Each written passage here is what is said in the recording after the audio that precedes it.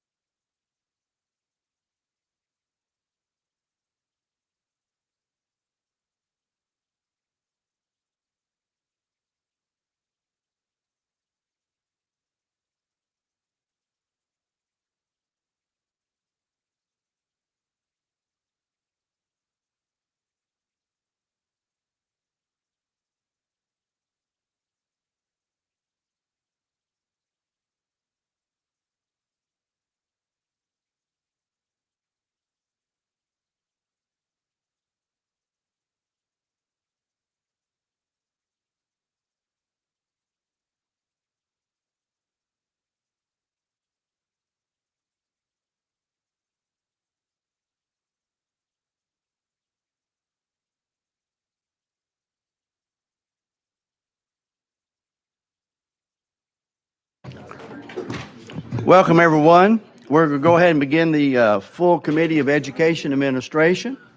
We got a full calendar, a full plate today, so we'll go ahead and get started. Before we do, Madam Clerk, would you call the roll? Representative Baum, Carringer, Cassada, Sapicki, Clemens, Cochran, Darby, Gillespie, Hakeem, Haston, Lafferty, Love, Parkinson, Reagan, Vice Chairman Hurt, Chairman White. Here. Mr. Chairman, you have a quorum. Thank you very much. Members, I know some of our members are in and out having to carry bills and other committees. Watch our quorum. We have to have 9 for our quorum. So if you don't have to, unless you're going to run a bill, let us know. But don't jump up and go out just in case. We got to keep 9 of you in here. Okay? All right. As we begin, though, I always like to start our committee out with a prayer, because what we do is we're sitting here making legislation which affects the children across our state. And so one of my favorite. Keep his Zoom off. His Zoom kept staying on the computer. I had that problem the other day. Usually I can't get on the Zoom though. But I was reading a passage the other day. I think it was, if I remember, Psalms 119:73. It says, God, you created me, you made me, now give me the sense to obey you. And I think that's what we need to remember. We already have all the answers. Let's bow our heads. Holy Father, thank you so much for the blessings of this day, and that you have given us the opportunity, the responsibility to come together as a constitutional government and work on what's best for the children and the residents and the people of our state. Use us to glorify your name. Thank you so much, and thank you for those that come in before us today that have taken on the duties to lead our universities and our institutions of higher education. Through Christ's name we pray. Amen. Does any member have a recognition or a comment you'd like to make before we begin? Seeing none. Okay, today we have about 12 of my favorite people here. We're going to have confirmations for our university appointments, higher education, and we're going to start. I'm going to have to pass the gavel. The way things are, these bills are under my name, so as chair, I'm going to have to pass the chair over to Chairman Hurt, and then I guess you recognize me, right? Thank you, Mr. Chairman. Members, we have a consent calendar in front of us. Can I get a motion and a second on the consent calendar?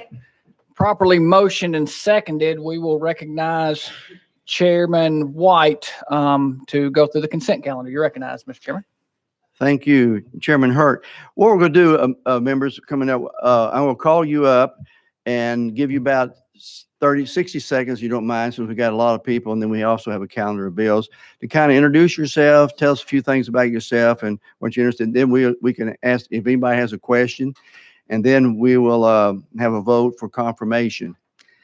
And so, members, for one thing, item number 6 has been objected to because the person could not be here. They will be here next week. That's item number 6, HJR 0109. Our first confirmation is Chris Patterson. Mr. Patterson, if you come on up. HJR 122. If you come up and have a seat, make sure your mic's on, identify yourself, and you may begin. Thank you, Chairman. My name is Chris Patterson. I'm from Shelby County, live in Eads, Shelby County. Appreciate the opportunity to be here today. Certainly this potential appointment means a lot to me, and I appreciate the time. A little about myself. I'm a lawyer, primarily business litigation and some local government municipal work. I serve on a handful of boards, presently the Tennessee Education Lottery Board. I suppose if I'm fortunate enough to be appointed to this, I'll be resigning from that. I'm married. My wife is a physician, having trained at the Health Science Center in Memphis.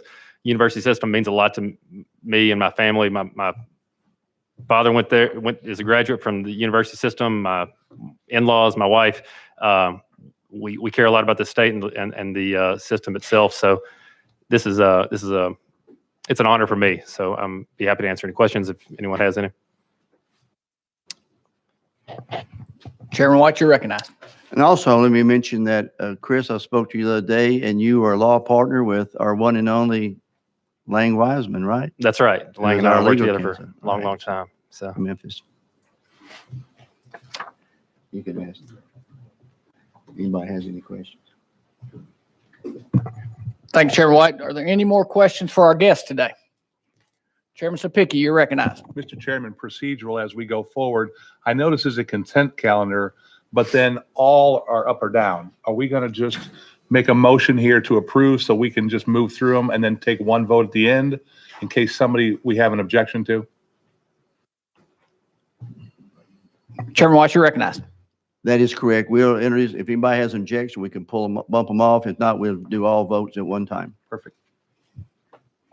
Thank you, sir. Any more questions for our guest?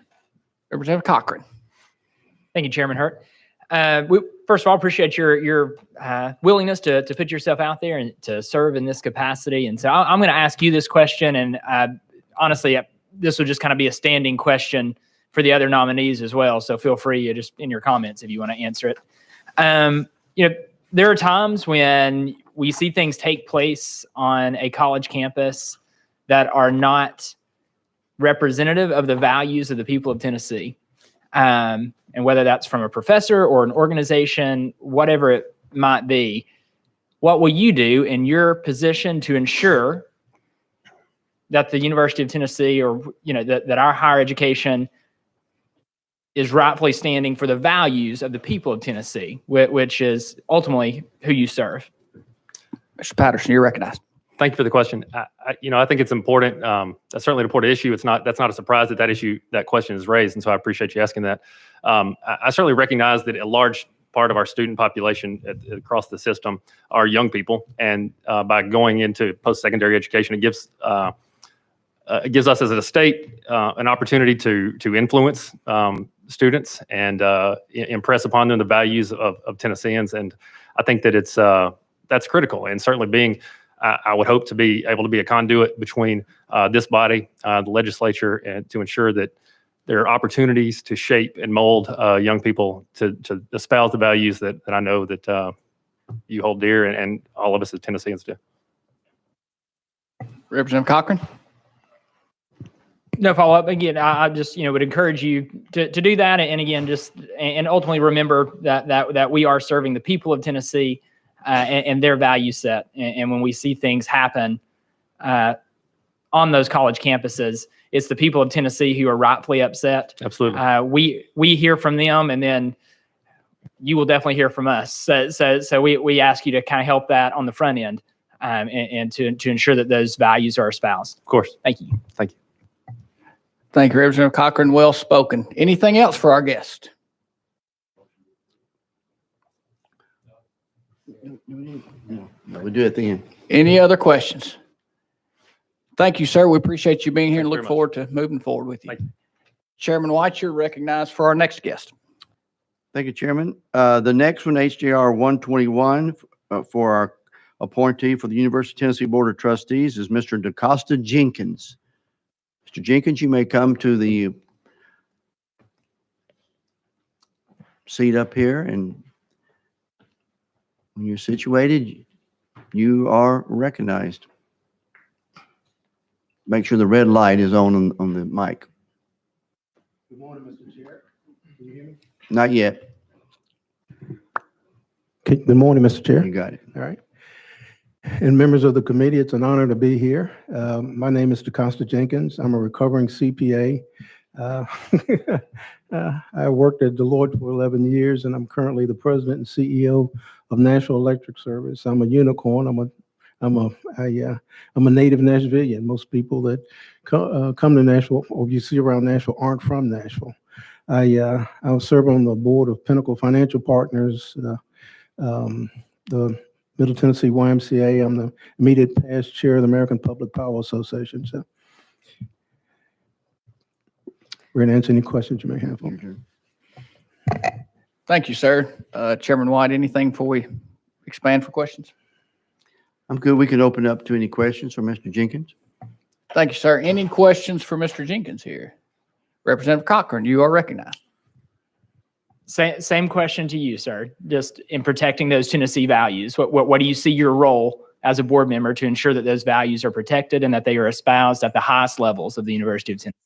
Sure. Being on the board of the University of Tennessee, it's extremely important to me to represent Tennessee and to represent those values. And so I think it's important that we understand their intersections, and we need to be at those intersections, and we try to guide our young students so they understand those intersections so that we don't cross those intersections. So I think that's where I stand on that issue. Thank you, sir. Any other questions for our guest? Representative Love, you are recognized. Thank you, Mr. Chairman. And this is a statement more than a question. I want to thank Mr. Jenkins for his tireless service at NES, particularly with the efforts he made last year after the tornadoes hit Nashville. I literally saw the crews working overnight to restore power to North Nashville, to make sure that my church had power, that we could service that community. And it was because of his Herculean efforts that we were able to do that. And even as we went into the pandemic, to make sure that persons who were on the borderline of maybe even having services cut off, reached out to us and tried to find some way to get those services paid so that everybody would be in compliance. So I appreciate what you did, because people just don't know the work that you did to make sure, again, that we had power restored in that area and that everybody was safe. So I want to say again, thank you for that work. Thank you. Any other questions for our guest? We let him step down. Thank you, sir, for being here. It's great to see you. We appreciate you. Chairman White, you are recognized for our next guest. Thank you. Our next guest, HJR 120, Ms. Jamie Woodson. You can come on up to the microphone. Maybe say as she makes her way up. When I first came to General Assembly 12 years ago, Ms. Woodson was serving as a state senator over here. So many of you already know her. And then she was head of SCORE for many, many years, and who's worked with the educational committee for many, many years. So Ms. Woodson, thank you for being here. And that mic went off again. The red light is supposed to be on. Yeah. That's tough. You can maybe just speak up. There we go. Test. There we go. There we go. Thank you, Mr. Chairman. My name is Jamie Woodson, and it's a real privilege to be before you today. I was a little under 2 years ago before you for the same confirmation, but I was on one of the new terms for the body. So it's wonderful to be here with you again. I grew up in West Tennessee and migrated to East Tennessee as the orange sheep of my family, and went to undergrad and law school at the University of Tennessee. That experience set me on a course of public service and a real passion for ensuring that education is a tool that every child in Tennessee has, and every child is empowered for success in whatever path they choose. economic prosperity, economic choice, economic mobility. And it's a real honor to be with you all today. I had the privilege of serving in this body and on the similar version of this committee when I was in the legislature, and for 6 years in the Senate, 7 years in the Senate. And it's just an honor to be here before you today. The University of Tennessee is an important institution to our state, both educationally and economically. Its mission is incredibly important as a land-grant institution, and we take that responsibility very, very seriously. And if I may, I know the question will come. I had a tremendous privilege at the University of Tennessee as a conservative student on campus. I had freedom, and experienced intellectual diversity. I was encouraged by leaders on campus to be a torchbearer, which is a leader who gives lights to others and shadows oneself. And that's the university experience that I had, where students felt welcome and they felt encouraged and they understood, as I did, that we have a bigger role to serve our state, our university, our families. And so those are the values that I hope to continue, because I was really blessed by the opportunities that I had as a student on campus. And I think it's important as a leader. Thank you, Ms. Woodson. We appreciate you being here. Any questions for our guest? Any more? Representative Cochran.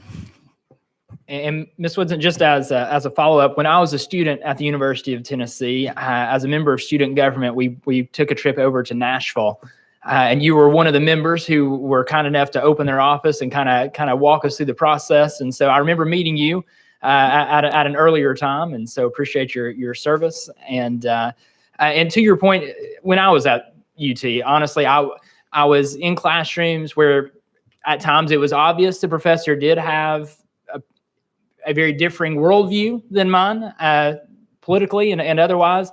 But I had very few instances where I felt ostracized, and so I want to ensure that remains the case at the University of Tennessee. I have no problem with differing opinions, but I never want someone, because of their political beliefs, to feel ostracized in a university setting. And I just, I encourage you to keep an eye on that. And again, appreciate your service. Yes, sir. It's really awesome that you're here. I remember when I was a student at UT and came here as a student advocating for the building of the law school. So congratulations on your leadership. Thank you. Any more follow-ups? You good? Representative Casta. Jamie, good to see you again. Hello, sir. You don't age. I've got a little more gray hair than I did last time I was here. We served together in the General Assembly, and Jamie was a leader in our caucus at the time, and has continued that leadership through your career, and excited to see you up here. So good to see you again. Thank you. And next on this list, we have Representative Carringer. Thank you, Chairman. I just want to say thank you, Jamie, for continuing to want to serve as my daughter had been involved in some campaigns as younger, but Jamie's was the first really big campaign that she was campaigning and working hard in. But I know Jamie's family, and I know where your heart is, and I appreciate you still being willing to do public service for all of us. And I know you'll do a great job for the University of Tennessee and representing the state of Tennessee. So thank you. And Chairman White. And I just want to point out, she has a lovely sister that lives down in Germantown, Shelby County, my district. She serves on the Germantown Board of Aldermen, and she kind of keeps me informed if you're misbehaving. So, yeah, so she's a wonderful asset. So thank you very much for committing yourself and taking all this time for the University of Tennessee and the state of Tennessee. Thank you, Mr. Chairman, and thank you, members. Any other questions for our guests before we move on? Thank you, Ms. Woodson. We appreciate you being here and all that you do. Thank you. And Chairman White, you're recognized for our next guest. Okay, members, we're now on item 4, HJR 115, for a appointment to the Board of Trustees of the University of Memphis, Ms. Susan Springfield. Welcome. Thank you. When you're ready, you may begin. Good afternoon. Is it on? You can hear me? Good. It's a privilege to be here this afternoon. I was fortunate enough to be confirmed 4 years ago for the University of Memphis Board, and so I'm appreciative of the opportunity to potentially be reconfirmed to serve another term on the University of Memphis board.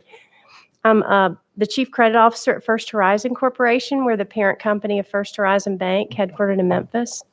I am a proud graduate of the University of Memphis, both undergrad and an MBA. And I'm very passionate about education. And I think it's important that we help all students find what really makes them tick. And someone mentioned the concept of intellectual diversity. I think that's so important. There's a quote, it's attributed to Albert Einstein, but I don't know that he's really the one that said it. But if you judge a fish by its ability to climb a tree, he'll forever think he's stupid, or something like that. And I think it's so important that we help young people find where do their interests, where does their intellect lie, because we shouldn't be defining it just in one way. And so the University of Memphis allowed me at a time when I wasn't sure exactly what I wanted to do, to explore and take different subjects. And I'm just hopeful in all of our education that we're helping our students find success and the opportunity to learn and grow. I also believe that it's in times, in terms of your question to all of us, that there are a number of teachable moments, and it's not just in the classroom. And so I think the opportunity that we have as all of us as leaders in the community, as adults, as we're helping shepherd children through into adulthood, that we take the opportunity in the classroom and outside of the classroom to have open discussions about how they're feeling, what they're thinking, and that we value and respect different opinions, but we have an opportunity to teach and talk about why we feel a certain way and why something made you feel a certain way.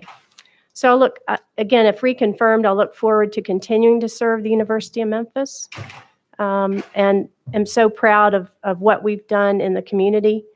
I really feel like all of the universities here in the great state of Tennessee really value the communities in which we live and are a big part of the state of Tennessee. So thank you. Thank you, Ms. Springfield. Members, any questions for guest Representative Gillespie? You're recognized. Thank you, Mr. Chairman. Susan, it's been a while. Good to see you again. Thank you so much for being here. I think you're a great asset to the University of Memphis. And just wanted to say, I know we're all very sad that President Rudd is leaving, but I'm glad that if you're reconfirmed, that you'll be a part of that process. So I just wanted to say thank you. Thank you. Yeah, we are sad as well. Members, anybody else, any questions before our guest? Chairman Sapicki, you're recognized. Thank you very much for being here. And I'm just going to ask you to expand a little bit, if you would. As my colleague, Representative Cochran made, about impressing the Tennessee values. People attend the University of Memphis because it's in Memphis in the state of Tennessee, right. UT Knoxville, et cetera, et cetera. It is important as a legislator to make sure that we are educating our students in Tennessee on the values that make Tennessee such a great place to be. So just to expand, you would support that premise with our students in college. Oh, absolutely. I think that's what I meant about teachable moments and having conversations. I know that President Rudd has done an excellent job of, when certain things happen, whether it's in the University of Memphis community or throughout the country, of hosting conversations and being open to listening and encouraging people to teach one another about the importance of having a good moral compass. Members, anybody else? Any other questions for our guest? Ms. Springfield, thank you for being here, and we appreciate your service. Thank you. And Chairman White, you are recognized for our next guest. Thank you, members. Item number 5, HJR 110. This is an appointment confirmation to the Board of Trustees for Middle Tennessee State University, Mr. Pete DeLay. Mr. DeLay, come on down. We appreciate you being here.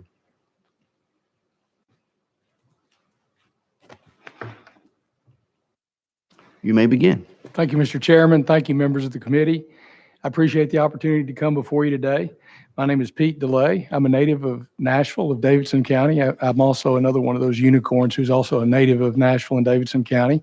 I've served for 4 years on the board at Middle Tennessee State University. Previously, I served on the board of the University of the South, where I went as an undergraduate. I'm a Nashville businessman. I've enjoyed my service on MTSU's Board of Trust. I'm the chairman of the Audit and Compliance Committee.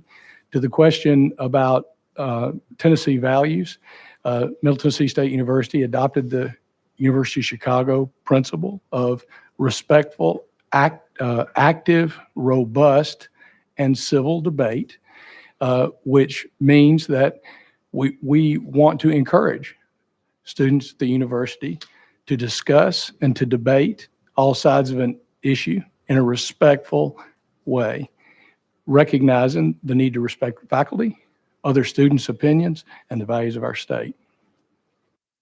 I'm happy to answer any questions. Thank you, Mr. DeLay. Members, any questions for our guest? Any additional questions? Representative Cassidy, you're recognized. Pete, good to see you again. Good to see you. I want to say publicly thank you for your service to our state in so many areas, from the business community to civics to several areas. And so proud to have him on as the nominee. Good to see you again. Thank you very much. Thank you, sir. Anybody else? Mr. DeLay, we appreciate you being here. It's great to see you, and we thank you for your service. Thank you. Chairman White, you're recognized for our next guest. Thank you. Item number 6 has been bumped to next week, so we're now on item 7, HJR 108. This is an appointment to the Board of Trustees for ETSU, or East Tennessee State. Melissa STEAGALL-JONES. Ms. Jones? Thank you for being here, Thank you. and you may begin. Good afternoon. I'm so honored to be here this afternoon. My name is Melissa STEAGALL-JONES, and I am not a recovering CPA. So I was actually at work this morning. It's a little bit of a busy time for us, but I am a partner with Blackburn Childers and Stegall. We have 4 offices. We're in Greenville, Tennessee, Kingsport, Tennessee, Johnson City, Tennessee, and Boone, North Carolina. I'm also a mom, a wife, and a daughter. My dad was the first to graduate from college, and it was East Tennessee State University. I'm also a proud graduate of East Tennessee State University, as you can see with my mask. And my daughter recently graduated. She managed to graduate a semester early, which turned out to be a blessing that we didn't understand at the time, in December of 2019. So she got to attend in-person graduation and missed the COVID part of it. She did. I did not serve on SGA. She did. She was a recent member. She was a conservative member of SGA and was also always treated with respect at ETSU. And again, there's always going to be differences of opinion, but was always treated with respect. She's currently an MBA student at ETSU. My son is a junior at Science Hill High School, plays on the football team and the track team. We often have young athletes in our home, and I love them all dearly. I am passionate about students. I have been working in a couple of different committees at ETSU in the past. I'm a member of the Governmental Relations Committee. It's probably been about 8 years for that one, and I chair the Roan Scholar Committee. I don't know if any of you have heard, that's the premier scholarship program for ETSU. And I've enjoyed that. They teach me, those students teach me the more than I think that I could ever teach them. They're phenomenal, phenomenal students. And as far as my role with the diversity, there is a committee for 125. I'm going to work with that. I do not think I was chosen to be on this committee because of my expertise with diversity and inclusion. It is because I, too, am the chair of the audit committee. I was appointed by the governor to fill a vacant seat in July, so I'm very new. This is my first confirmation. I'm the newbie here this morning, or this afternoon. So anything I can do to open up channels of communication with the students, I'm happy to do that at any time. And my phone is always open to you if you have anything you would ever want to ask me. Thank you, Ms. Jones. Members, any questions for our guest? Looks like you got off pretty pretty easy on that one, Ms. Jones. Thank you very much. We appreciate you, and it's great to see you. Thank you. Chairman White, you are recognized for the next guest. Thank you, members. We're now on item 8, HJR 107, for the appointment to the East Tennessee Board of Trustees, Ms. Janet Ayers. Ms. Ayers, will you come down to the podium? And you are recognized. Thank you so much.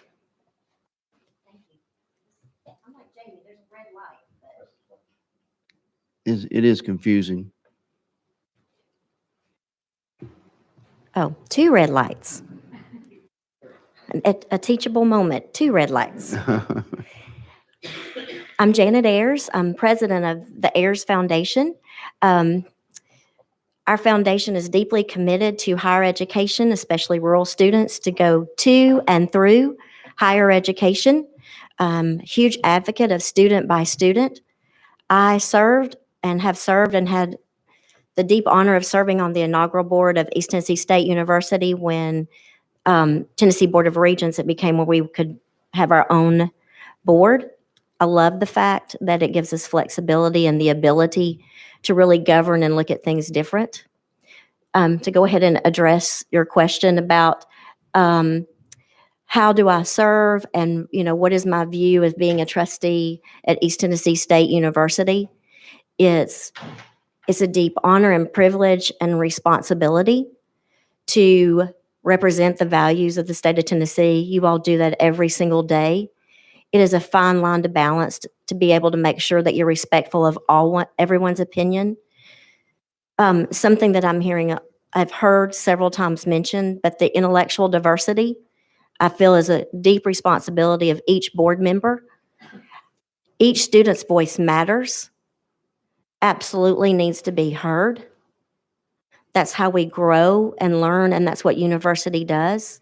But at the same time, the reason we are such a great state is that the deep values to our family and our beliefs and our region is a great live, work, play community. And there's an opportunity through higher education to bring all of these opportunities together. And I like to find it where we're at common ground with respect, and we teach and train. As a young student at East Tennessee State University, I received my undergraduate degree there. I believe so much in continuing your education that in 2015, I completed my master's degree at East Tennessee State University. It didn't give me an increase in pay. Anybody that wants to advocate for Jim Ayers to pay me more, that would be great. I have a non-paying job running our foundation. But I believe in lifelong learning and expanding my knowledge base. And as a trustee, I do hope to preserve that wonderful opportunity that took that young, naive, country East Tennessee girl and opened up my world. And I want that for every student that comes through the doors of any one of our great states universities. Thank you, Ms. Ayers. Members, Representative Cassida, you're recognized. Thank you. Hey, Janet, how are you? Good to I'm see you good. again. Good to see you too. I want to say thank you for all that you do for our state and for our community, from you serving on the state school board to your foundation. That's changing people's lives, young people's lives, and that's just scratching the surface. I'm sure your back's sore though from carrying Jim. That's it's a lot of work for you, but thank you for serving once again for our state. Thank you. It's good to see you. Chairman Haston, you are recognized.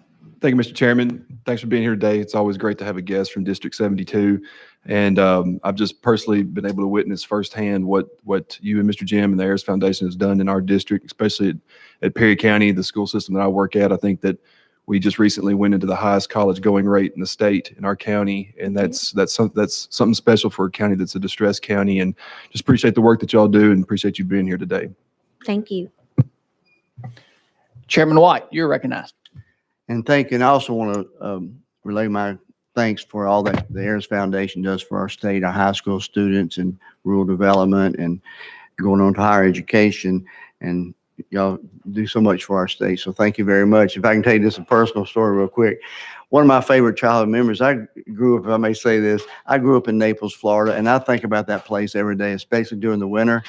And so I got on the phone. I was talking to Ms. Ayers. I said, "Well, how are you doing?" She said, "Well, we're in Naples." So I was in depression for the rest of the week. I'm so sorry. I was up here in the cold weather. But thank you so much for all you do, and appreciate you.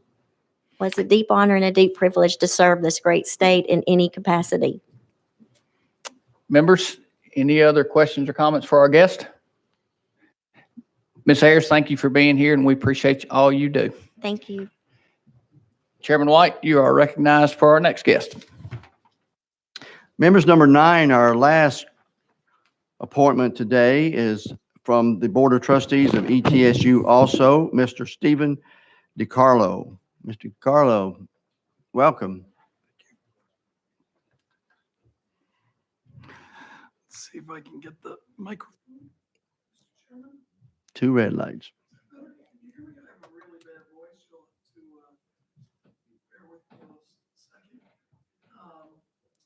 My name is Stephen DiCarlo. I am from Upper North Tennessee, otherwise known as New Jersey, born and raised. But my mama's from Newport, and that in itself is a badge of honor, I am told. So my mom and dad both are graduates of East Tennessee. I'm also a graduate, and my brother is a graduate who lives here in Nashville. So as bad as my voice is, I have roots in Tennessee, and have always been fond of Tennessee.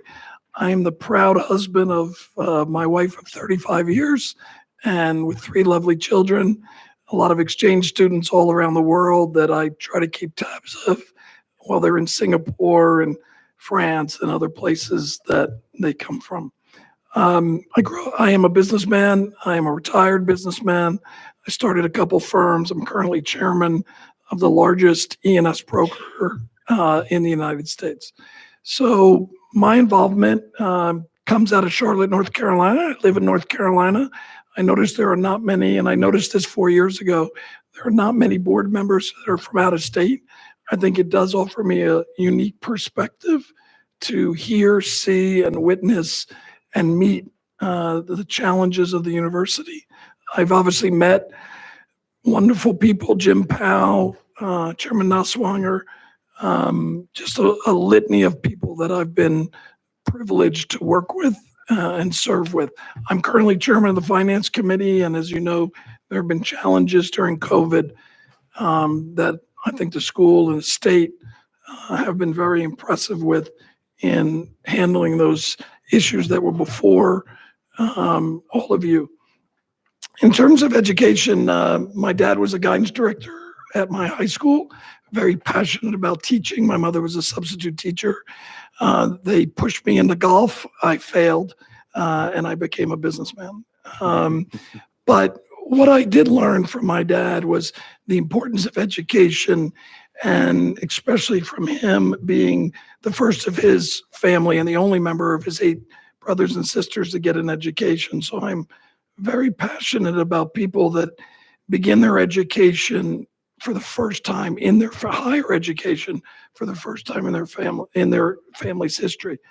I've witnessed some challenges at the board level. I've witnessed some challenges at the university. I'm proud to say I've also witnessed that they've handled them very well, passionately, and with great counsel from all board members, which I was privileged to be part of. That is my story. Thank you, Mr. DiCarlo. Members, any questions or comments for our guest?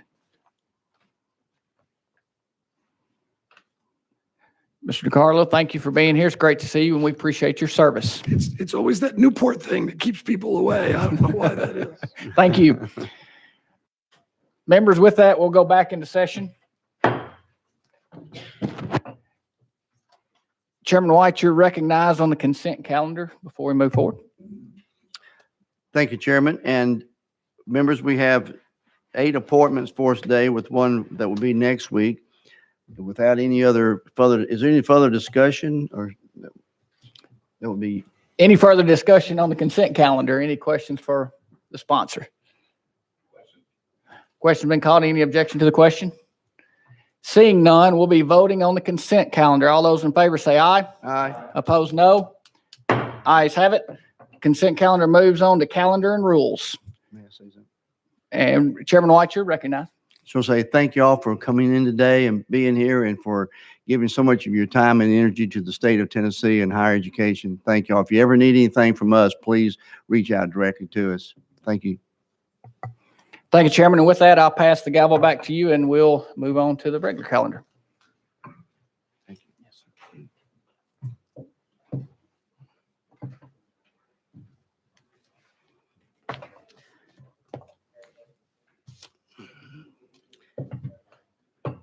Okay, members, we'll go ahead and start with our regular calendar.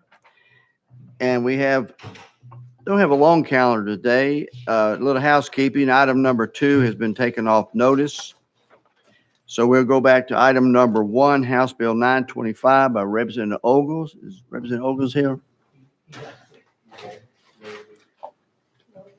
So we will roll House Bill 925 1 week.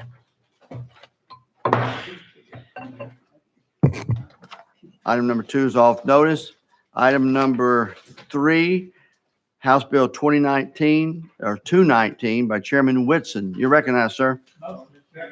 Got a motion and a second? Thank you, Mr. Chairman, and I understand we have an amendment. I show drafting code 5464, sir. That is correct, and it does rewrite the bill? Yes, sir. Got a motion and a second amendment. You may now go ahead and discuss. Thank you, Mr. Chairman and committee. This is the first time I've ever had the opportunity to present before Education Committee. I watched y'all, and I appreciate greatly the challenges and hard work that y'all do, and you make Transportation Committee look so easy. I just want to say that up front. And let me clarify, that is Amendment 4564. Yes, sir. I think I transposed it. 4564. Yes, sir. This legislation reinstates the Tennessee State Librarian Coordinator position within the Department of Education. By reinstating this position, it will allow the department to promote best practices among school librarians and technology coordinators while also developing and promoting strategies for librarians to partner with other classroom instructors to support school and district level instructional programs. It dovetails perfectly with the goals set by the Department of Education's strategic plan, Tennessee Best for All, which we adopted in November 2019. Mr. Chairman, I think this legislation can be best, with your permission, to go out of session and have Lindsay Kimmery, President of the Tennessee Association of School Librarians, give a brief background. Yes, sir. You had requested that in advance. So without objection, I'd like to invite our guest up. We're out of session.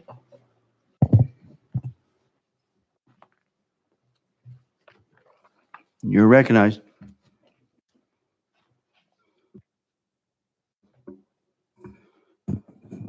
Good afternoon. I'm Lindsay Kimmery, President of the Tennessee Association of School Librarians, and I'm currently the Coordinator of Library Services for Metro Nashville Public Schools, and I'm a former Williamson County teacher and librarian. Thank you, Representative Whitson. Thank you, Chairman White. Thank you, leaders. And thank you to the Department of Education for helping draft this amendment. HB 219 asks for the reinstatement of a state coordinator of school libraries in the Tennessee Department of Education. Currently, 34 states have established a coordinator position, with the states bordering Tennessee, except for Missouri, all have a coordinator. A statewide school library coordinator is the missing link between the Department of Education and effective school libraries in Tennessee. Here are a few reasons why. First, with Reading 360, school librarians want to be an integral part of the implementation because we directly impact student literacy. Districts with a library coordinator provide professional development for their librarians, but only Metro Nashville, Knox, Shelby, Rutherford, and Robertson counties have a district library supervisor. So the majority of our districts are without any local library leadership. A state coordinator will provide professional development so that all librarians are equally prepared to support Reading 360. Second, decades of research indicate that there is a positive correlation between learners attending schools with a full-time certified librarian and higher scores on standardized reading tests. Yet we have massive inconsistency from district to district. There's a huge disparity between the services a librarian can provide who has access to funding, relevant professional development, and supportive administrators than that of a librarian who has no funding and is assigned to multiple schools due to budget cuts and is assigned copious non-library related duties. A coordinator will help district leaders understand the value of a school library and librarian to student success. And finally, if we are committed to setting students on a path to success and giving students access to a high-quality education, no matter where they live, then our blueprint should include a school library filled with current, relevant, high-quality books, materials, and technologies, and is led by a certified full-time school librarian who is there to support students by connecting to and extending classroom learning. We need a leader to leverage the power of our librarians and libraries so that whether a school librarian is serving in a rural or urban district, they have the guidance they need and there is greater equity for our students. Thank you so much. Thank you very much. Members, any question of our guest while we're out of session? Thank you very much. I remember a couple of years ago, Chairman Whitson, thank you so much for continuing on with this. I think we were in the meeting together a couple of years ago. We talked about how important this was. Well, thank you. Thanks That's to Chairman correct. Whitson. We're moving forward. Thank you so much. Anyone else? Seeing none, we're now back in session. Chairman Whitson, we're on your bill as amended. Thank you, Chairman. And I met Lindsay during a meeting at the Brentwood Library, and she impressed upon us the importance of this position. And I hope it does have a physical note, but we hope we can reach up and meet that challenge. Okay. And with that, I renew my motion. Okay, and I jumped ahead of myself. The amendment rewrites the bill, but we haven't added the amendment to the bill. Any further discussion on the amendment? Any objection to the question? All those in favor of adding amendment 4564 to House Bill 219 indicate by saying aye. Aye. Opposed? The ayes have it. We're now back on the bill as amended. Question's been called. Objection? Seeing none. All those in favor of moving House Bill 219 to Finance, Ways and Means indicate by saying aye. Aye. Opposed? The ayes have it. Thank you very much, and thank you for being here. Thank you, Mr. Chairman. Thank you, committee. Item number 4, House Bill 443. Has Chairman Vaughan been able to make it back yet? He had another bill to carry.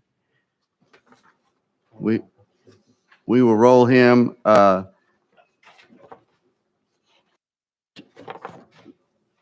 2 spaces. Oh, here he is.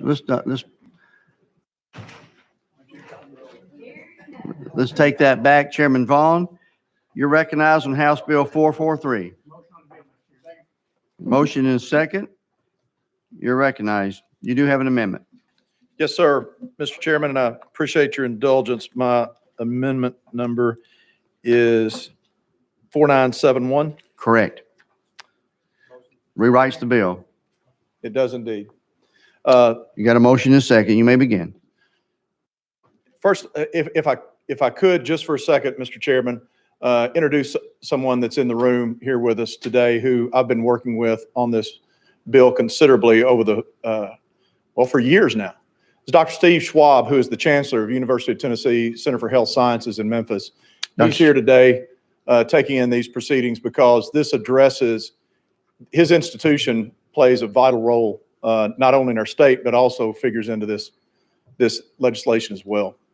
What we're attempting to do here is effectively provide a medical workforce development act.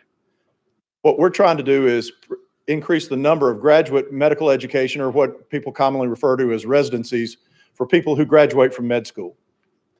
We're in a export business of medical school students right now because we have more medical school graduates than we do residences.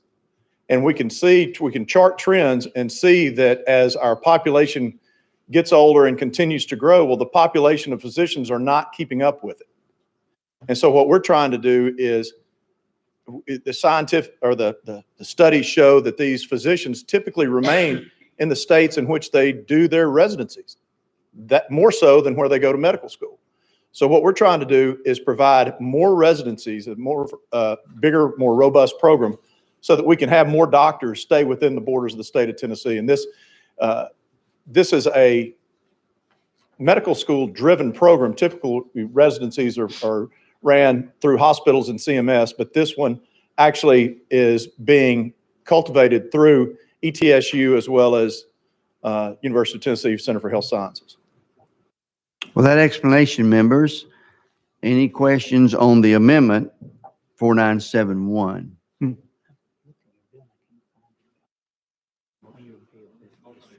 We have a motion on the amendment. Have a second?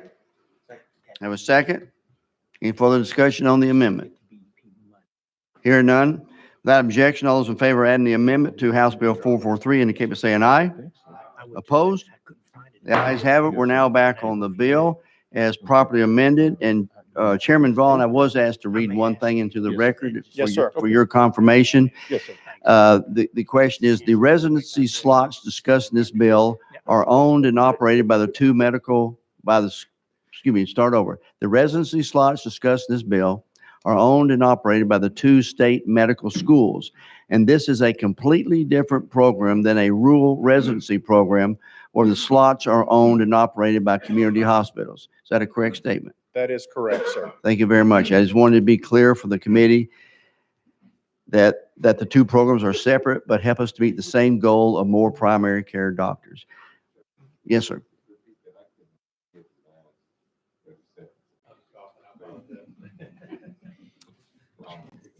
Oh, okay. So you got it. Okay. So any further discussion on House Bill 443? Chairman Sapiki. Thank you. And I'm just trying to understand this bill because it says in the bill to provide medical services in distressed rural counties. How do we do that? By increasing residencies in Chattanooga, Jackson, Knoxville, Memphis, and Nashville? Chairman Sapiki, I have just the man for the answer. If we could go out of session for a few minutes. Dr. Schwab has been up here twice in the. He's a brilliant administrator and has a passion for this. If we could give him an opportunity to answer that, I could answer it. But if this gentleman has battled I-40 and he's not used to it, we need to have him here answer that question. He's on the list. He is on the list. So without objection, Dr. Schwab, come on forward. And I tell you what, I'm going to, let's say 2 minutes, okay? And then if there's then there'll be questions after that, possibly. Out of session. Without objection, we're out of session. Mr. Chairman, members of the committee, in specific answer to that question, the state's primary care physicians are educated at certified ACGME training programs. There's only a finite number of those in the state in terms of family medicine.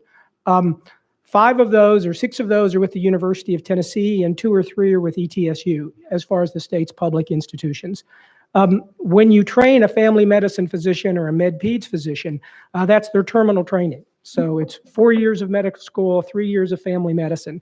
Statistically, we know across the United States that if you graduate from, let's say, Chattanooga, that you're going to practice statistically within 125 miles of where you did your terminal training. And since the dominant healthcare providers for us in the rural areas are generalists, not specialists, you don't need a cardiothoracic surgeon in rural Tennessee, you need primary care physicians. And so the bulk of those physicians who train in Chattanooga, who train in Murfreesboro, who train in Jackson, will find their practice within 120 miles of their training site, and those are overwhelmingly rural positions. That's where the slots are today. That's where the need is today. So by expanding the existing certified residency programs, you will get more family physicians in the state of Tennessee and more family physicians in the rural areas. Chairman Sapiki. So I understand your answer there, and it sounds great. But you said within 125 miles of, let's say, Chattanooga. Well, that doctor now is going to drive by a lot of business before he gets to 125 miles. Opportunities for business, because I understand they graduate with student debt, normally a lot of it, and they have to pay that back. So what mechanism is in the bill that, let's say they go to school in Knoxville and we're trying to drive them to rural communities to provide better health care, if it's within 125 miles, we have to hope that they drive 70 miles away from Knoxville just to start to get into the suburbs of the area. How do we assure in this bill, by increasing these residencies, that all we're going to do is just allow more people, because there's nothing in the bill I can see that requires them to go to distressed counties. It just says they can go. So if the intent of the bill is to drive more healthcare to rural counties, should there not be something in the bill that prohibits them from taking up residence in the counties or cities where they go to school, to force them to go outside of that to provide better healthcare? You recognize, sir. Doctor. I believe your point is well taken. If you allow physicians free choice, you have to incent physicians to go where you want them to go. You just have to. And I believe everyone in this room believes in free choice. I think that what you're seeing in the United States today is physicians go where there is a need and a demand. And the metropolitan areas now, although they need primary care physicians, there are many fewer spots. So the spots for primary care physicians are being driven into less economically advantaged areas. And for physicians, as opposed to dentists, there's not a dramatic difference in the amount of money they can earn because of federal and state programs that pay physicians for seeing cases. I'm going to make a plug here. That's not true for dentists. And so our dental maldistribution wouldn't be fixed by this type of a program, because you have to have a mechanism to pay dentists. But I believe this is the best mechanism we have. And if you, having seen restrictive bills before, that if we can get 70% of these people to go where we want them, then I think that's money well spent. If we make this a restrictive bill, then you will not get the best and brightest to go to a restrictive program when there are programs for these young men and women that are not restrictive outside the state of Tennessee. So remember, we're competing with other states. So we want the best and the brightest to come to the Tri-Cities. We want the best and the brightest to come to Murfreesboro. And I think you incent them to go there. And there are a lot of ways we can incent physicians to practice, but I think restrictions in the United States have not worked. We have a rural health program that sends people into the distressed areas, and those physicians disproportionately leave when they finish their obligation. So we need a mechanism to incent them. And step one is to have that supply of physicians who you get a chance to get. Because if they've spent 3 years in the Tri-Cities doing their residency program, they know the physicians, they know the referral network, that's your best likelihood to keep that doctor. So it's not perfect, but I think the restrictive programs in the United States simply have not worked. And I think this is our best opportunity. Chairman Sabicki? So on that line of thought, I do agree with you on that, right? University of Tennessee had a program for large animal vets in rural communities that if you graduated from UT and you took up your practice in rural counties that did not have large animal vets, that your student debt would be forgiven over time. What better incentive to give our residencies, our residents, that when they graduate for this program, that if you go and take up your residence or your practice in one of these distressed counties, that the universities would work to forgive their debt. Would that not be a greater incentive than just saying, we hope you go out there? Could we not do that like we've already done before? I think incentive programs work. So I think that any incentive we can get to get family physicians and behavioral health physicians to go into our underserved counties is a tremendous idea. So I would say the two are additive. First, you've got to get them there, and then you've got to incent them to go where you want them to go. But once you get them in Knoxville, in that 150-mile circle, they're yours to lose in that 150-mile circle. So how do you incent them, other than the availability of positions, to go to one of the underserved counties that are perhaps 2 counties away from the city of Knoxville? I think debt forgiveness is outstanding. That's an outstanding idea. How we could come up with a program to do that, I'd love to hear, but that would be in that would be a wonderful addition to this strategy. Any further questions, Chairman Speaker? Not right now, no. Okay. Representative Gillespie, did you have a question in session or out? Back in session? Okay. Representative Love, did you back in session or with our Chancellor Schwab? Your question. I'm away to back in session. Back in session. Okay, Representative Carringer, Yes. you're recognized. Yes, thank you, Mr. Chairman. And my question kind of goes along with Representative Sapicki's. My husband teaches in the residency program at the University of Tennessee, Knoxville. And what we have seen, and we also know of a good story where a gentleman's father was a physician in a small rural county and wanted him to take his practice over. And he said, no, I don't want to move back that way. I want to be closer. I want to be in by Knoxville where there were more things that they could have their children involved and all that. So that's my question. I mean, and then if we create these residency programs, I mean, I'm all for it, but I don't really know that, I don't really know that we have a place for them. I mean, in these rural areas, there's got to be a building and facilities for them to go practice. So, I mean, yeah, that's what, so are we talking about, where are they going to go when they go out? Like, if in the rural areas, there's no doctor's offices and no equipment and all that, somebody has to help set them up. And also, like we say, they've got a huge loan debt. I know because my husband and my daughter. And so I know what it costs to do that. So that's why I'm saying I'm not against this, but you can't just say, hey, we're opening up this spot for family practice. You come and serve your 3 years. And oh, by the way, we want you to go 75 miles away from Knoxville to a rural area. They're married, they have children. What are they going to? I mean, they can't just go out there and start a practice. They've got to, I'm like that. What is the incentive? We get them there, we get them in residency, but we have nothing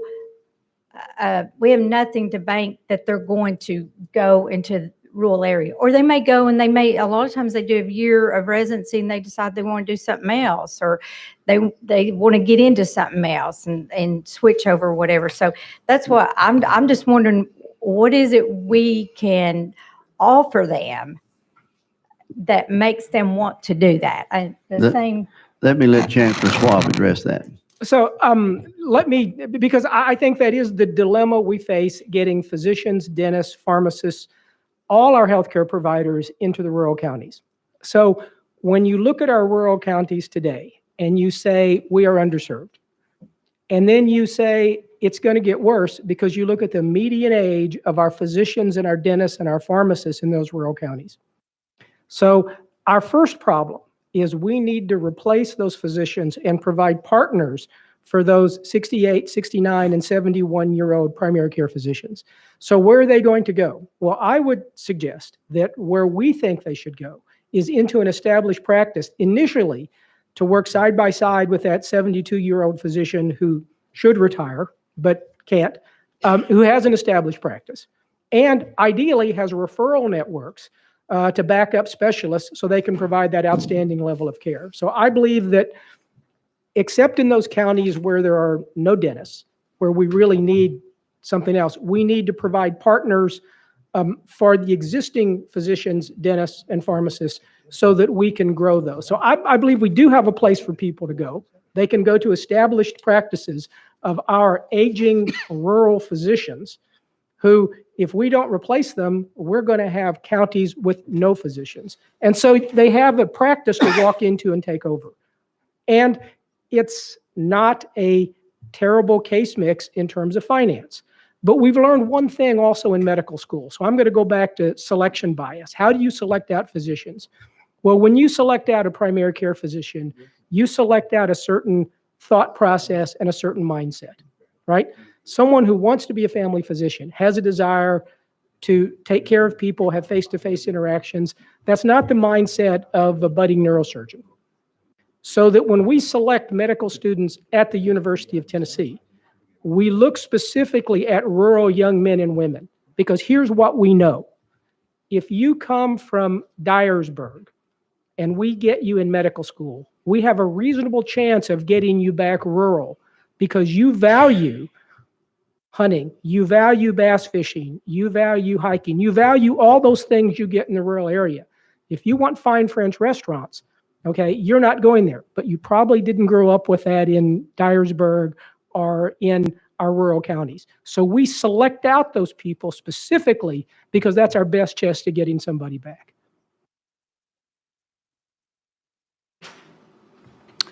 Thank you. You have a follow-up, Representative? So just taking on what you just said, so I understand when you interview these students to come to med school and they graduate from med school and all, I mean, because you're looking for different areas, different, you know, there's all these things you're looking for. It's not always the person that has the highest GPA that gets into med school. You really want a well-rounded person. So I can see when you pick them for med school, but so if there was a way in residency, I mean, kind of once they graduate from med school and they're out, you know, doing their matches and all for residency, they don't, if you had a way of saying, okay, we're only going to fill these spots of residency with students that we know want to go back into the rural area, kind of right off the bat, that you're interviewing those. So we're going to play the odds. What we do is because Tennessee is a remarkably free state, we play the odds. So what we know is if we take a young man or young woman from Brentwood, the chances of them going to Dyersburg are like 1 in a million. Okay. If you take a young man or young woman from Humboldt, okay, that doesn't mean they're not going to end up in New York City, because they might. But statistically, they grew up in an area and they're comfortable in that area, and they're not going to be looking, we hope, for fine French restaurants. Instead, they want 100 acres. They want to be a gentleman or a gentlewoman farmer. Other things are important to them. And so what we do every step of the way is we incent people to do what we want them to do. We don't restrict them, because we have proven repetitively restrictions don't work. It's one incentive after another. And so what this does is this feeds the pipeline. And if we don't get them, shame on us. In other words, if we don't do this, we won't have them to get them. But as you eloquently pointed out, we can put them in the family medicine within the UT family medicine program at Knoxville, an outstanding program. And they might say, you know, I'm going to practice in New Jersey, but they're ours to get during those 3 years. And if we don't get them, shame on us. So I think what this does is this gives us that opportunity to get those young men and women into the Tennessee counties we want them in. And because of the decisions this body has made, it's not a tremendous financial disincentive for physicians. It is for dentists, but it's not a tremendous financial disincentive for physicians to go to the rural areas. So I think that we've got to get the right people in the right place and then incent them to do what we need them to do as a state. And you got to start by you've got to start with a ticket to play. This gives us a ticket to play, and shame on us if we don't get these young men and women incented to go where we want them to go. Okay, I'm going to give you 30 more seconds. I'm going to wrap this bill up. I guess, and one thing, are we working on the residents now in family practice? My husband's internal medicine.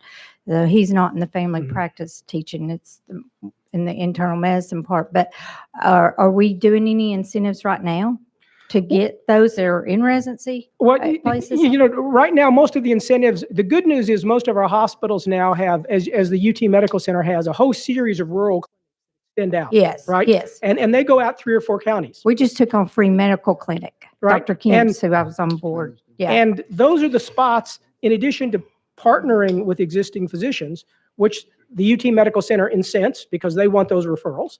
So they want to send their physicians to those physicians who refer to them. So we have those incentives in place. Are they formalized? No. Should they be? Maybe. But right now, those incentives come from the private sector, not from the state or the federal government. But they're good private incentives. And we need to do better than we're doing, but step one is get the pipeline. Thank you. Well, I've got two more while we're out of session. One is Representative Gillespie and one is Representative Clemens, and then we'll move on. And Representative Love, aren't you back in session? Yeah, got you back. Representative Gillespie, you're recognized. Thank you, Mr. Chairman. Chancellor, great to see you again. It's good catching up with you last week. I'm going to just kind of make a statement here, and you can just kind of give me a yes or no, if that's okay. If we pass this, is it not the case that we would retain more of our medical students to have residency inside the state of Tennessee as opposed to some of them going to another state? I think that's absolutely true. If you look at the first year medical students, we know that right now, if you look at Tennessee's public and private medical schools, and you look at our first year medical students, roughly 26% of them won't have a residency spot in Tennessee. So by default, they're leaving. By default, they're leaving. It's probably even worse than that because there are outstanding international medical graduates that we continue to take. So if we don't expand residencies, we're going to be exporting large numbers of physicians to other states. And so the answer to that is a simple, absolute, loud yes. If we don't do this, we're going to be a net exporter of medical students to other states. You follow up, Representative? Thank you so much. I just want to say I'm completely supportive of this. I think it benefits the overall well-being of all Tennesseans. And thank you for being here. I know the trek on I-40 is tough sometimes. And thank you again, the sponsor, for bringing us. Thank you. And Dr. Schwab, I have one more, Representative Clemens. Thank you, Mr. Chairman. I was just going to ask along the same lines. Will creating these 100 new residencies increase the odds of us providing healthcare providers in distressed counties? Yes, we believe dramatically so. Let's pass the bill. Thank you. Appreciate it. Okay. Any further discussion while we're out of session? Dr. Schwab, thank you so very much for your time and helping our good Chairman Vaughn. Appreciate this. We're back in session. Representative Love, I'm going to recognize you. Thank you, Mr. Chairman. And I'm asking a question along the lines of understanding the goal. From what I understand, our last presenter was saying that if we create more opportunities for our Tennesseans to have residencies in Tennessee, we have a greater chance of retaining them after they finish their residency. Is that your basic goal? Well, actually, excuse me, Mr. Chairman. You're recognized. No, that's part of the goal. That's a byproduct of the goal. What has happened is CMS has not increased the number of residencies funded for, maybe since 2000, for 25 years. So as our population increases and our needs for healthcare increase, the number of residencies established by CMS is flat. It's not being funded through the hospitals anymore. So if you believe that our state needs more doctors to replace the aging workforce in healthcare, this is a way to do it. Now then, as you look at this and you see where these residencies, what the subject matter of these residencies will be offered in, then that will increase the pool of those. So we have those doctors available to go to these areas. If we do nothing, our supply of doctors will begin to diminish. If we're going to sit around and wait on the feds to increase CMS funding, which has been locked down for 25 years, we're going to have the same number of residency slots, and our existing doctor base is going to be retiring, and we don't have any more that we can get. This is the state buying into the process of residencies and controlling. You know, rural Tennessee doesn't need a neuroscience. They don't need a neurosurgeon. They need a family practice physician. That's what this bill contemplates providing. We're going to increase the pool so the rising tide raises all boats. if we're going to create a larger number of residents and family physician doctors, there will be more available to serve not just rural Tennessee, but anywhere in Tennessee. This is a workforce development program for physicians. You follow up? Yeah, that's exactly what I was going to say. What you allude to is the fact that we must create these positions. Now, I know that, like, Meharry has a program with MTSU to create a pipeline of persons going to rural areas, but we have to also create those residencies for them after they graduate, correct? That is correct. Okay. All right. That makes sense to me. Thank you. Thank you. We've got Chairman Hurt. Thank you, Mr. Chairman. I'll take just a second. I want to, as a representative of a rural district with a rural hospital barely hanging on and about to reopen a rural hospital, I want to thank Dr. Schwab for this thought process, if that's kind of where this is rolling from. And I want to thank you, sponsor, for bringing this. As we've talked today, we've brought up some more ideas, but this is a great first step. But I would urge us to continue the discussion to help incentivize the next step of some of the concerns that were brought. But thank each of you for this thought process, and thank you for bringing it, Mr. Sponsor. Chairman Haston. Thank you, Mr. Chairman. And I like the intent. I'm going to support your bill. I think the disconnect that's happening in committee is in the language. It says to provide, make sure I've got this, in medically underserved areas and in distressed rural counties. But in theory, all of these residencies, say they all, in a hypothetical, graduate at the same time, they could all take positions that's within 10 miles of the cities, technically. And if they did that, then it wouldn't serve any of the areas that's actually in the language of the bill. I guess that's the disconnect that I'm kind of having with it, is that it doesn't actually do the job of pushing these physicians into the areas. It's making them available, but in theory, none of them go, potentially, if I'm understanding the language correctly. You recognize Chairman Vaughan? Theoretically, you're correct.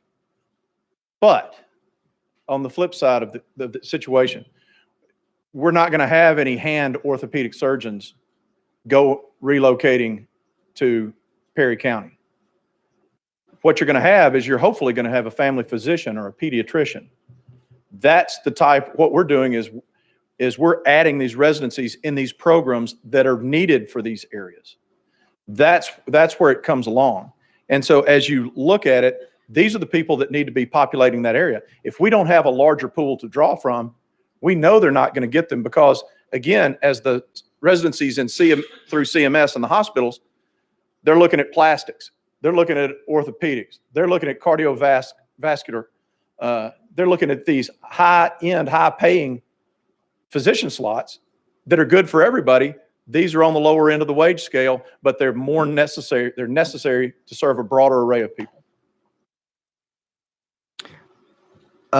Representative Lafferty, Chairman Lafferty. Thank you, Mr. Chairman. There was something mentioned a minute ago with our guest about kind of weeding out people by recruiting from the rural areas, or not weeding out, but trying to focus on recruiting from the rural areas. I like the idea of the bill. Language like that gets my mind thinking about discrimination claims down the road. If we exclude otherwise worthy applicants from our rural areas, from our urban areas in favor of folks out in our rural areas, I worry maybe that we are laying the groundwork for lawsuits down the road. Chairman. I think what Dr. Schwab alluded to was recruitment practices that could lead to fulfillment of needs in those areas. I don't think that he's talking about changing determining who the worthy candidates are and one candidate being deemed more worthy than the other, but what you're looking for is different skill sets to fill different types of residencies. It's a match. Residencies are always a match. And so who's the best candidate? Because not every medical school student gets a match. So if this is a program geared toward, if UT has identified the fact that they're looking for more family physicians who are ready to work in a rural area, then that would be the type person they'd be looking for the match for that residency. Not everybody is going to get that same match. So I understand your concerns about discrimination, but this matching process is a selection in and of itself. Thank you. Thank you, Chair. Okay, our last one, we have Chairman Sapicki, follow up. Thank you. So I think we all agree it's a great program.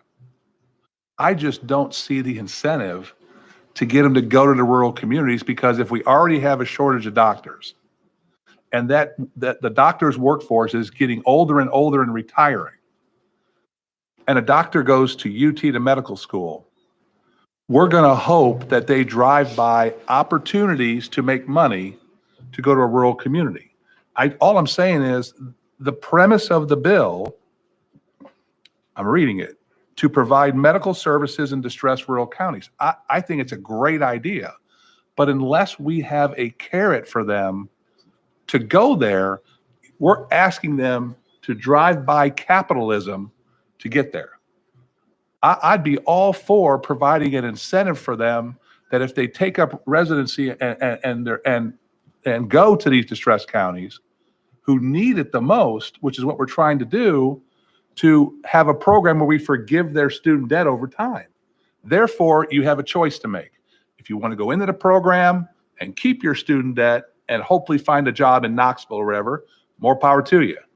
But if you want to go to med school, graduate with $300,000 to $400,000 worth of student debt, but you go to a distressed county in 3-4 years, we'll forgive your debt as a state, or how we're going to do it.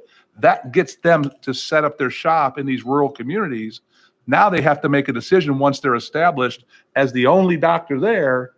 Do I move and go back to Knoxville, or do I just continue to grow my business? That's all I'm saying is the premise of the bill is to drive doctors to rural communities. I don't see the incentive in the bill. I would love to see an incentive in the bill. So when we pass this, it's going to happen. That's all I'm saying. Nobody's arguing here against the premise, but we got to have an incentive to drive them to where they have to go. Or else what's going to happen is they're going to graduate and they're going to start putting out resumes all around Knoxville until they find a job. And then they're going to start expanding and expanding and expanding. I think we need incentive. That's all. Thank you. Chairman Vaughn, response. That sounds like a bill for next session. This is a starting point, because again, what we're saying is CMS has locked us in here. We know that we have it, that this is not even driving the replacement of our physicians wherever they're located within the state. If we don't get the residencies begin to grow the number of residencies in the pool of which to choose from, we're never going to get there. And what we're doing is we're concentrating these residencies in the areas that are necessary to support rural healthcare. That's what this bill does. Paraphrasing what you're saying is you do nothing, you get nothing. If you try something, you get something that may work. Okay, members, that was all the ones I have on the calendar. Any further discussion? Any objection to calling the question? I don't hear anybody. So all those in favor of moving House Bill 443 out to Finance, Ways and Means indicate by saying aye. Aye. Opposed? The ayes have it. If you'd like to be recorded as a no, please address the clerk. Thank you, Chairman Vaughn. Thank you, Chancellor Schwab, for being here. Mr. Lee. Mr. Mills. Item 5, we'll go ahead and so we can't move on through the rest of our calendar members. HB 840 by Representative Hakeem. Thank you, Mr. You got a motion and a second? All right. Thank you, Chairman and members. This bill is about dealing with the best practices, dealing with response to intervention and instruction. And the framework for this is already in place. It's been in place since 2014, and it's mandatory for K through 12 schools. But I'm going to use the term, the problem is that it's one teacher per 2,750 students. And this program is fully implemented at this time with the number of teachers that we have. But if what was identified in the BEP review committee is that this component is a priority as far as funding is concerned. And the review committee recommended funding for teachers. Now, this was also a recommendation by the BET Review Committee. This helps students with learning disabilities. And I imagine one of the first things we're going to have on our mind, where we already went through special session and what we're doing for students. I apologize, Mr. Chairman. I didn't ask you if I could do this from the seat. I forgot. Okay, all right. Okay. This bill does not overlap anything we did in special session. What it does is does not affect what we did. And it would allow more help for our most needy students. And it coincides more so than anything else with what we're doing within the school system. Again, it helps the children, and it's been tested within our systems within the state of Tennessee, and it would move that number of teachers from 1 per 2,750 to 1 for 1,000 students. And we would ask consideration from full committee, Mr. Chairman. Thank you, Representative. Members, we have the bill forward. There are no amendments. Open up for discussion on Representative Hakim's bill. May I, before you do that, may I make one? Okay, if I may make one comment. You're asking for 25 million recurring. And my only suggestion would be this will go forward as far as money, still go in the black hole of finance. Because I agree with what you're doing. We need, Yes, sir. we need to fund more of our RTI teachers. That's kind of been an unfunded mandate that we've done on the state. But for the next 2 years, districts do have about 2.3 billion of this ESSER 3 money that they can use for this. Yes, sir. But just want to point it out just for the will of the committee moving forward. But we need, if whether this bill moves on through finance or not, we need to address RTI. Thank you for that, Mr. Chairman. Members, further discussion. Question's been called. Objection to the question. Hearing none, all those in favor of House Bill 840 going out to F, Finance, Ways and Means, indicate by saying aye. Aye. Opposed? The ayes have it. Moves out. Thank you, Brings Mr. us- Chairman and members. Thank you, sir. Item number 6 by Chairman Powers, House Bill 962. You got a motion and second on your bill. No amendments. I do not see. Chairman Powers, you're recognized. Thank you, Mr. Chairman, committee. Our legislature passed a release time bill in 2017, and classes began in the state of Tennessee in 2018. House Bill 962 increases from 1/2 credit to 1 credit the number of credits that may be awarded to a student for work completed in a release time course under a policy adopted by the LEA. Currently, release time courses are limited to 1 class period per day, 5 days a week. It's an elective credit, but students are encountering problems finding other half-credit courses which would count toward their graduation.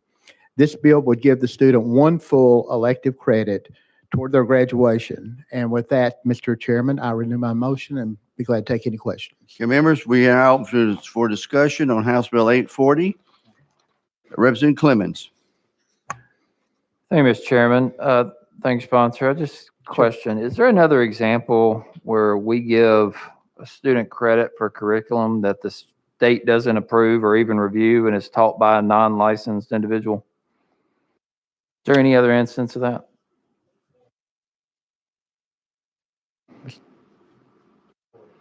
You recognize, sir? Yeah, thank you. As far as I know, I'm not, to be honest with you, I'm not really sure. I just know that since we have passed this and during that time, during that 4-year period since its inception, we were able to give it a half a credit, and that was approved by the local LEAs and by the state of Tennessee under the release time bill. So we were just increasing that to 1 full credit. So I'm not aware of any others. You recognize? Yeah, well, thank you for that answer. And I understand we got that half credit and now you're trying to double it 2 years later. Are we going to be in this position in 2 years from now where we're trying to double it again? I mean, what's the Where's the limit on that?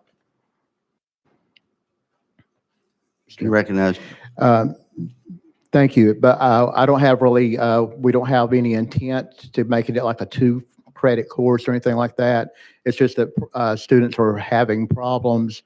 They're encountering problems getting another half credit. There's not many half credit courses, so they end up like getting toward graduation if they need another full credit course, and they've got a half credit course. If they needed 18, they're sitting there with 17 and a half because it's only a half credit course. So we're just trying to get one full credit toward graduation. All right. Thank you, Mr. Chairman. Thank you, Representative Cochran. One real quick follow-up. So going from a half credit to a full credit, you're not saying that you're increasing their time away. No. Is that accurate? So we're not saying that we're taking them away from the classroom for more time. We're just saying for the time that they are away, we are giving them a full credit rather than the half credit, so it will add correctly. Is that accurate? Representative Powers. Yes, that's correct. It does not change the time away from school or anything at all. It's just increasing it from a half credit to full credit. Chairman Powers, let me ask the question. I've been trying to make sure I understand the bill. I understand exactly because we went through this a couple years ago and last year trying to get this worked out for you because what you're trying to do for the community is a good thing. But this is a statewide application, right? Any other, not just your district? Right. If another organization, if they have to create a 501c3 and then it has to go in front of the local, in front of the LEA and be approved, and the curriculum has to be approved, another county could do this. Yes, but it's not just pertaining to one particular area. So what is the time period, whether it be a half credit or a whole credit, that the student has to be away from school if they do this? To get that full credit, what is the time period of that class? Currently, they're away from school 1 hour a day, 5 days a week. So that's what they're getting. And right now, they're just getting a half credit for that 5 hours per week. So we were just wanting to award them one full credit. Right. Now, in your district, am I understanding correctly that the facility that y'all use is maybe right across the street, the church? Yes, in my particular area, it is close, but we also passed a provision a couple of years ago that would allow transportation. If they could contract or subcontract with a bus or anything that was not pertaining to the school with no liability toward the bus driver or the school if they wanted to transport them a short distance away. So if that hour that they're away from school, is that including transportation time? My concern is other districts pick this up and there's a 15-minute bus ride or a 30-minute bus ride, you're out of school 2 hours. And our superintendents would kill us over that. Right. So, am I correct in the law that we passed before that if a parent comes to a district and says, I want this for my child, that they have to do this? No, it's not a mandate. It has to go in front of the LEA. They can apply for it through the LEA, but the LEA does have to approve it. The LEA does have to approve. Right. But there is this hour out of school transportation. That's the thing that's a catch for me right now. Make sure we don't do something. There's a lot of good in the world of what you're trying to do. Thank you. But then across the state, there are always those things that get us in trouble. Chairman Haston. Thank you, Mr. Chairman. Just trying to get some clarity. I think in subcommittee, this discussion about time came up, and I just want to make sure that we have this correct. I think that in subcommittee, you did say that there was going to be increased time, and it was an hour a day, 5 days a week, but that may have been just a misunderstanding. Is it currently an hour a day, 5 days a week, or is it going to increase to an hour a day, 5 days a week? Yeah, yes, it's currently 1 hour a day, 5 days a week. Yeah, and that did include the transportation time. Yes. Representative Love. Thank you, Mr. Chairman. And I was leaning in the same direction as the previous speaker, trying to figure out the time issue there. How many students have been participating in this last year in this program, roughly? Roughly, currently, they started out with one class, and now they've grown to 3 classes and 15 to 25 per day. So you're looking at anywhere from, depending on the size of the class, anywhere from 55 to 70 or so students per day.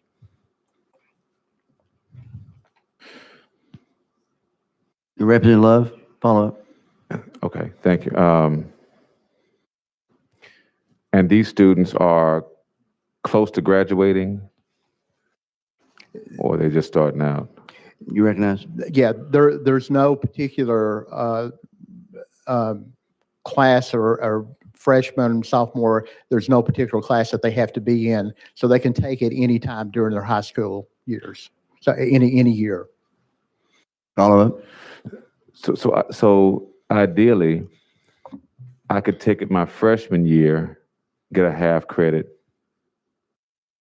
Take it again my sophomore year, get a half credit. My junior year, half credit. And my senior year, half credit. And so now I've gotten 2 full credits for the class. You recognize? Right now, it depends on how many classes are offered. I think they're trying to offer 3 different classes now. So they could take it 2 different times, but if they just take 1 course per school, per their high school graduation, so there's only going to get 1 half credit. And that's what most people take. They only take 1 course. And you recognize? Final question. So is there a limit to the number of release time classes that they could take? You recognize? There's currently no limit, but they have a core curriculum that they have to take. These are only elective courses, so there's only so many elective courses that would count toward the graduation. Okay, so they could take I'm sorry, I apologize. You recognize? So in theory, they could take the majority of the electives, or at least through this process, correct? Yeah. A good number of them, These right? are only electives, so they would only count toward an elective course in their curriculum, and they would still have to pass their core curriculum. Okay, all right, thank you. One last question from me. Now, do the laws we put into place in the past, have we given the superintendent the final discretion as to whether or not this can take place in a school, or do they have the overriding authority to say we can do this but no further? Yes, the LEA has the final authority. They have to apply to the LEA, the organization, the 501c3, and they would have to apply to the LEA, and the LEA would have to approve it. They also have to take a syllabus with all the curriculum of the classes that they're going to be offered to, and they have to approve those also. Okay. Well, I know you intend this totally for good, but I am so challenged by this because of the amount of time out of school when our superintendents are questioning us every time about the amount they don't have enough hours in a day to do their thing. Okay. And this particular bill, it's not going to affect the time away from school any at all. It just simply change it from a half a credit to a full credit. So it will not affect any time away. Thank you. Members, any further discussion on House Bill 840? Excuse me, House Bill 962? Question's been called. Objections? Hearing none, all those in favor of House Bill 962 moving out of county rules, indicate by saying aye. Aye. Opposed? No. I have to have a roll call vote to be fair to the representative. Sure. Madam Clerk, would you call a roll on this? Representative Baum. Representative Carringer. Representative Cassada. Yes. Sapicki. Yes. Clemens. No. Cochran. Yes. Darby. No. Gillespie. No. Hakeem. No. Haston. Lafferty. Yes. Love. No. Parkinson. Reagan. Aye. Vice Chairman Hart? No. Chairman White? No. 6 ayes, 8 noes. Bill fails for lack of majority. Thank you, very Mr. much. Chairman, committee. Oh, you're right. Okay, members, we have two more we can knock out. House Bill 590, Representative Sapicki. Mr. Motion, you've got a motion and a second. You've got a couple amendments. Which one are we going by? Mr. Chairman, if I can address the committee real quick, I'll solve a problem here. House Bill 590 is the House's BEP hold harmless we worked on that we talked about in committee. Mr. Chairman, I want to roll this 1 week because we have House Bill 777 coming to the full committee next week. That is the governor's hold harmless. If we move the governor's bill forward, House Bill 590 will just be taken off notice and we'll move forward.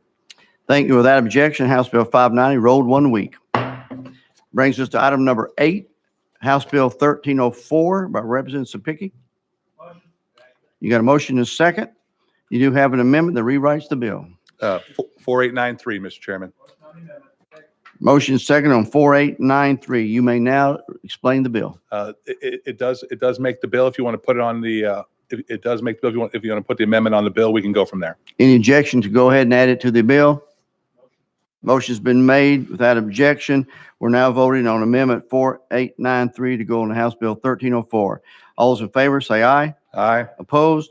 The ayes have it. Your bill is now properly amended. Thank you, Mr. Chairman. Very quickly, this is the part 2 of the Discipline Act that we just passed. What this does is provide a 2-year mental health training program for all LEA personnel. It is an opt-in program by the locals. They can choose to do this.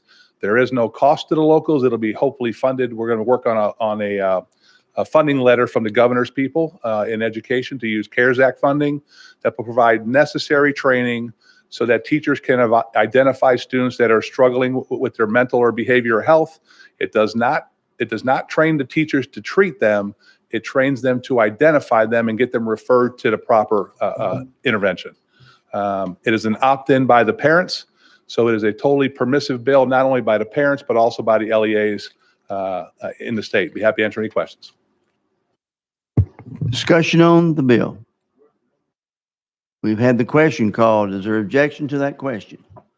May I ask one question, Representative Hakeem, before you call the question? Is this one-time money? It is one-time money, yes, sir. Using the CARES Act? 2 years. Okay, thank you. Representative Hakeem? The question been called. Without objection, we're now voting on House Bill 1304. All those in favor of moving into Finance, Ways, and Means indicate by saying aye. Opposed? The ayes have it.